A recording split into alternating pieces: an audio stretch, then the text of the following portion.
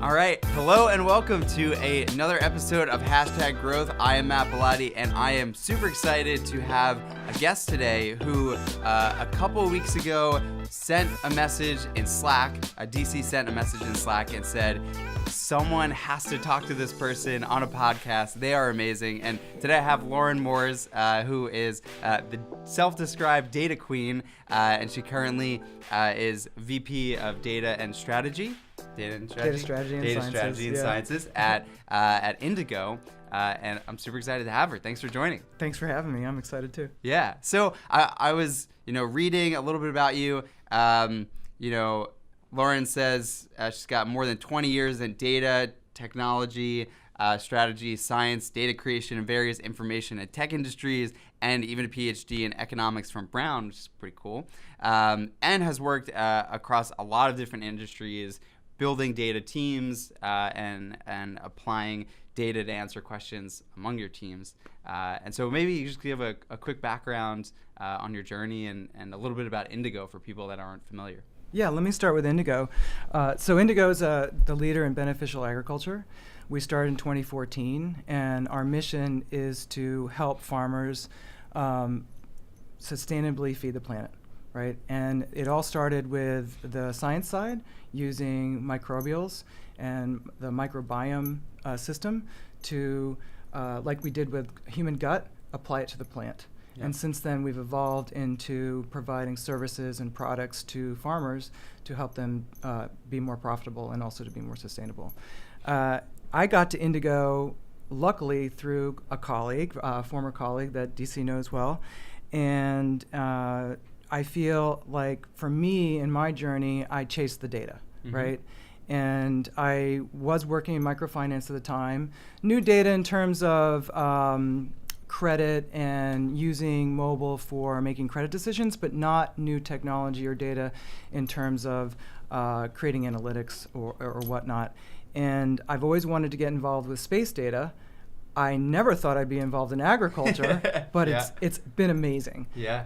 My whole career I've chased data. And what does that mean? So essentially, I've had the luxury of being in industries where data is changing exactly what we're doing, right? Whether that was originally time series data in mainframe when I first got out of school, to working in the B2B space and creating the first information portal for companies to use for first appointments, and ultimately at Compete, where we're using Clickstream before mobile came and kind of disrupted that whole space if you didn't have a mobile panel.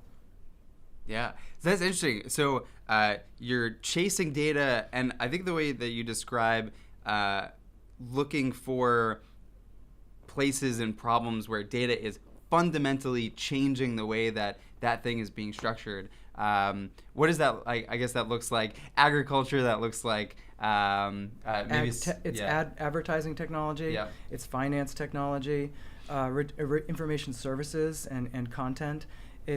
I first started out doing predictive analytics for industry. So what were oil prices going to do, right? Yeah. What was paper prices going to do? And that was using time series data in a mainframe that had been built, and people weren't using it. I remember, actually, it's when the compact PCs came out where you actually could bring it on the airplane.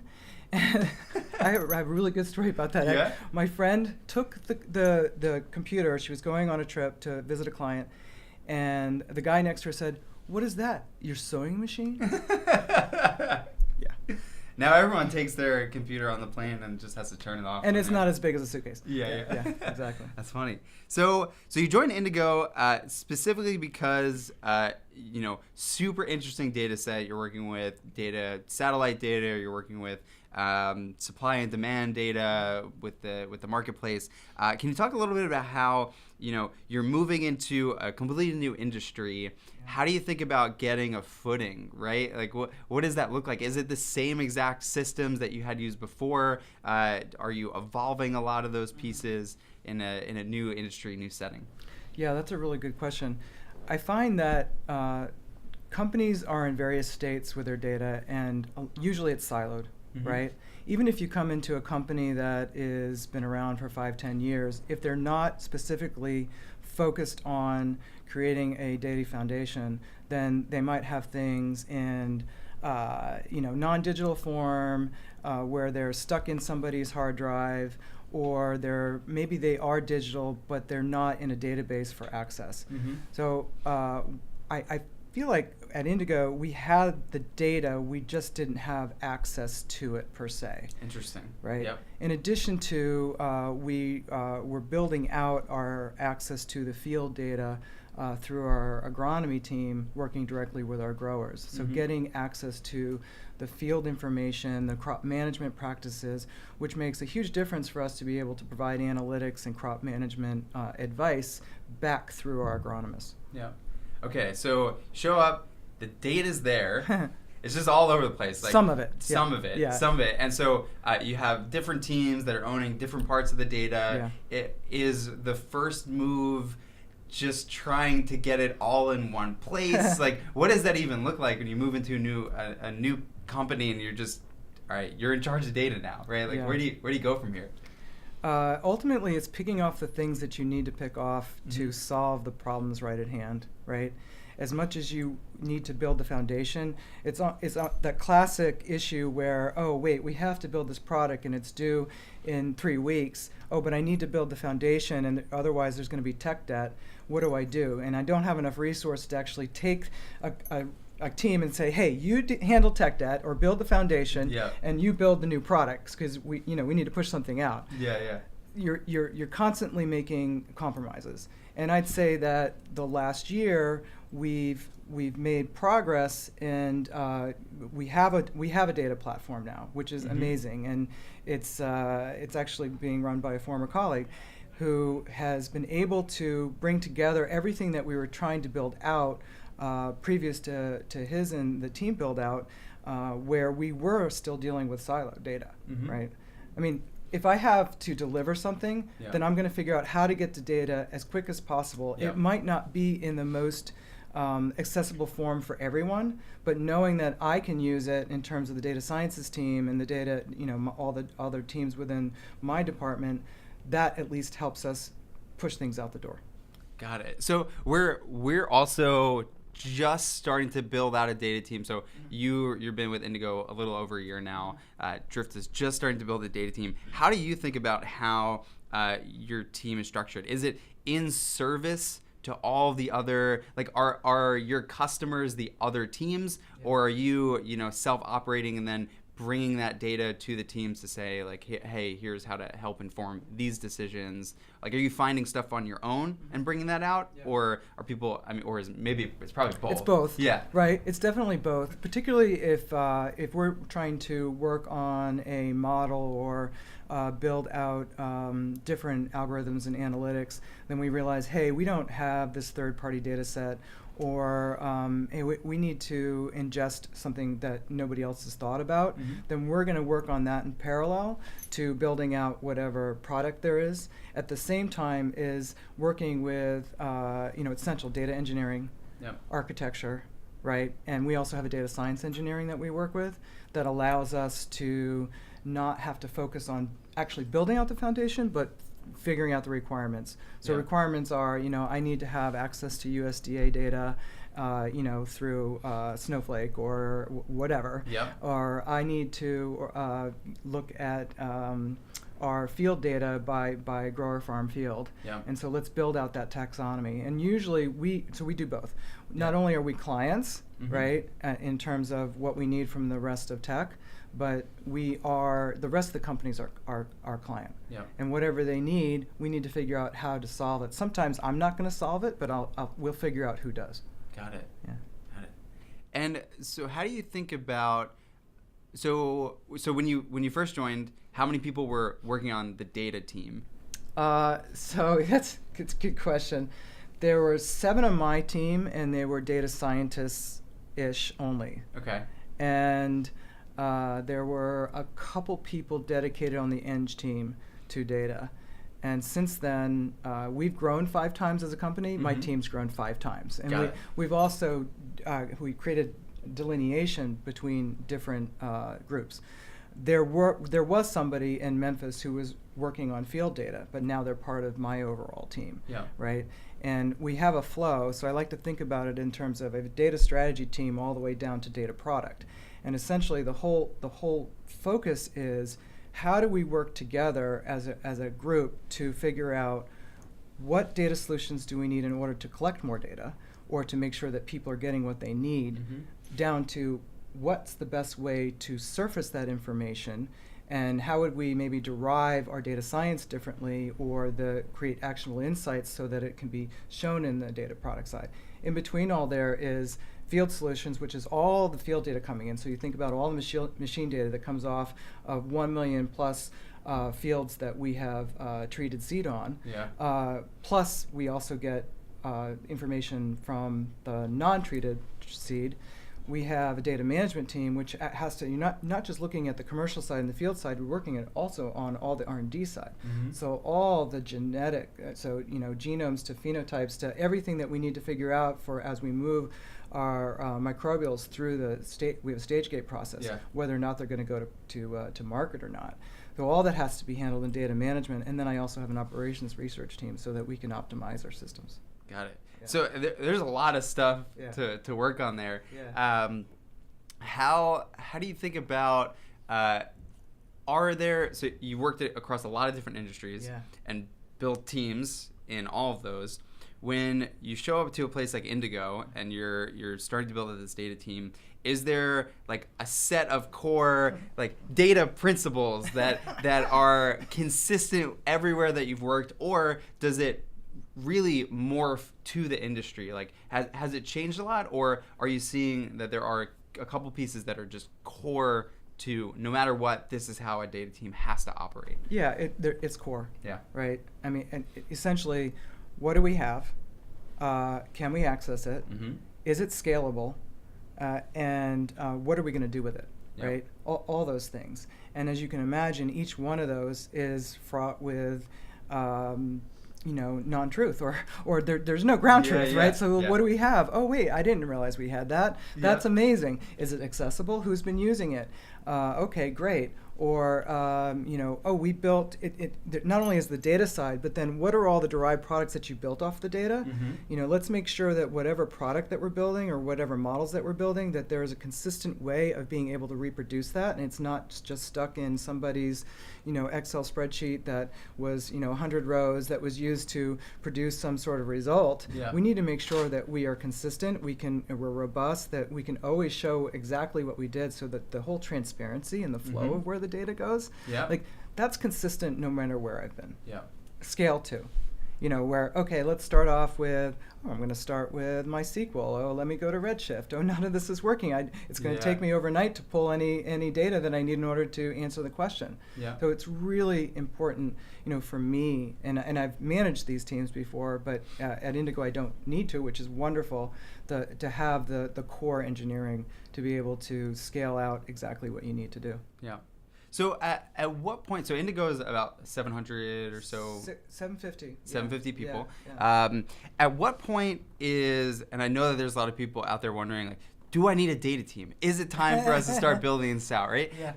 And what is the point in which you should, one, start properly tracking stuff, to get it in a centralized place? Like, when is too early, and when is, I guess it's too late when no one knows the answer to stuff, but around what time should companies start to think about this? Wow, that's a really interesting question.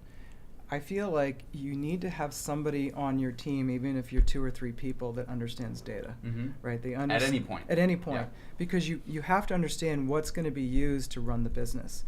You have business data that you're going to need to show to possible investors, or you're going to have whatever you need to build your product. Now maybe it's build the product, build the MVP, figure that out first, and then acquire a data team. Possibly, in our expansion in countries, the way that we've worked is we are building out data teams slowly, because we have the core, though, right? So there's the core global in Boston, and then I have my indirects lead one person. but that will build out as each country grows. Yep. But you need some access. You need someone who's thinking about it, because essentially, how many times this has probably happened to you, right? Where you have a request, or you're building out a feature for the product, and all of a sudden you realize, oh my God, I don't have the data I need to do this. Or we can't measure this. I don't know how good this is going to be. Or wait, I can't report out on it. So even, it's not just about creating derived data solutions. It's about how do you go to market and be able to show that what you did is working. And even with your commercial, Right. I will say that we've run into that a few times. And even to the point where we thought we had it all set up, and then we build the thing, and then we're like, all right, now it's time to go measure how the thing worked, and then we find out that something wasn't tracking properly, or it's structured in a tough way. But I think it's really interesting because what you're saying is, no matter what point, even if you're just talking about data around your revenue, right? Not necessarily your product or your service, like that kind of data, you have to have someone that understands that well, and can build some systems around that. But I'm also biased. I mean, I've been living and breathing this since I graduated college. And to me, it's I sometimes when you're in the data and tech space, you don't always remember that people don't live and breathe this, or it's not the way they're thinking all the time. I mean, I'm constantly thinking about what data is there, what's the gap, how could we use it differently? Oh gosh, this just came in. How do I make sure that we take advantage of it in the next 6 months if I can't do it now, right? Or what does the system allow me to get to what I want? And if not, we're going to have to build something now so that I can do something I want to do a year from now. Okay, so I got a question for you, and I'm going to get a biased answer.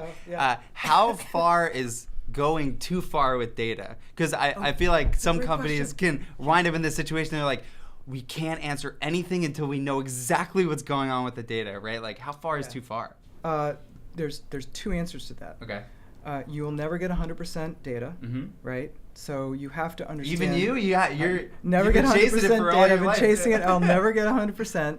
So you learn that when to make your decisions on at 80%.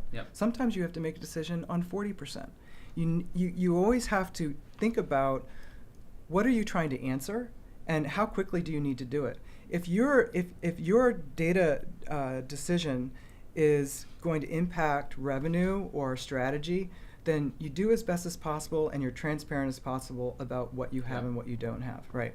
The other answer is, this this used to happen a couple of years ago, where we would have clients who said, oh, just send me lots of data. I want big data. I'm going to be a big data owner, right? So what, right?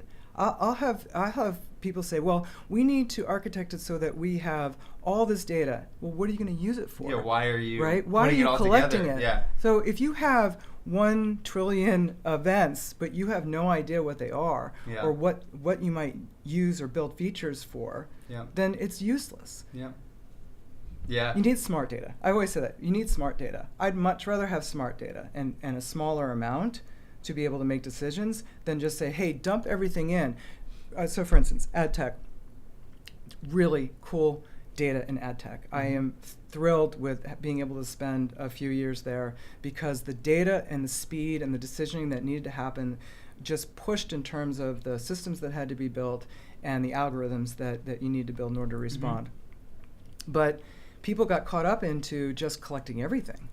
And, well, are you using every piece of the advertising bid, or are you just using features of it, pieces of it, right? Are you just using IP and lat long and maybe something else? Well, then let's focus on getting that data in so that we can be really good about what we're doing, rather than worrying about the fact that we're just building out this huge database that nobody's ever going to have access to. It almost kind of becomes this game of hoarding. I'm almost thinking about, recently I was watching on Netflix, Marie Kondo, where she shows up and helps people organize their homes, and they have all this stuff that they bought and all these clothes that they never wear. It's kind of like you have all this data that you spent all this time making sure that you had perfectly, but you're never going to use because you're not even thinking about how it might apply to a problem set in some way, shape, or form. Exactly. Yeah. It's kind of it's one of those jokes that you could I picture a cartoonist saying, "Well, do you have big data? Are you in the cloud? Yeah. Great, then you're successful." Yeah. No. Check. Yeah, exactly. That's funny. Okay, so I think there are probably like two core groups of listeners. There's one where you're early on, you're getting started building your company, and you're wondering like, do I need to just start dumping all my data into one place? Like, should I have my engineers go, make sure that they spend all this time building these extra systems? Like, how should I be thinking about data in my company in those early stages in terms of my resourcing? I would say don't overthink it, don't overbuild. Yeah. Right? As much as when you're starting out early, you really don't know where you're heading. So you can't really scale for something you don't know yet. It's fine to have things in Excel. What you need to do is make sure that you know where the data is, you know who has access to it, you have quality control on it, and you know how you're going to get it into a digital form so that you can use it for other things. Yeah. And if you have that process in place, that's fine, because you don't want to overbuild a huge MySQL structure that I'm going to connect this table through that table and we have 10 things, and because it can get overcomplicated, and then you're creating havoc for yourself. It's fine to just use Excel, right? It's similar to it's fine to just use heuristics if you can't build true models. Start out simple and then take it from there, but think about when you're making the decision, whether it's through architecture or through who you're hiring, don't back yourself into a corner. Mm-hmm. Try not to. Yeah. I mean, we all do. We've all made decisions where, oh God, we have to completely revamp how we thought about that platform. Yeah. Or we need to get access to something that we never thought we had before. But early on, get somebody who's thinking data, who knows where it is, but don't overbuild. Mm-hmm. Okay, and let's say for the other group, either you are an executive team or founding team of a company that's growing rapidly, and you're getting to a point where your teams are starting to struggle making decisions, and you're not quite seeing the data to back all the things that are happening amongst your teams, or you're working at a team and you're a person and you're trying to get access to data, but you're not sure where to go or who to go to. Like, what should people be doing in that sort of situation? Like, where do they get rolling if they don't have someone like you that's already been building out these systems? Right. Get somebody or hire somebody who can do a audit of what you have and where it is. Mm-hmm. That's the best start. And we've done it, and we've done it both on the business side, so you're coming from the top down, to the data and tech side from the bottom up. And I think that's important, actually, if you can do both, because I'm going to bring a certain bias, and I'm always thinking about, okay, what is the data? Where is it? Yeah. What does it look like? What's its type? How much do we have? Who authored it? Yeah. Things like that. Whereas on the business side, you're thinking about more about how do you run the company with it. Yeah. And you can have one person do that, but not always. Yeah. So if you don't have anything, then start there, and then start thinking about what is it already flowing into products. Do you want to start using that data differently into new products? So then what types of systems do you need to build in order to get there?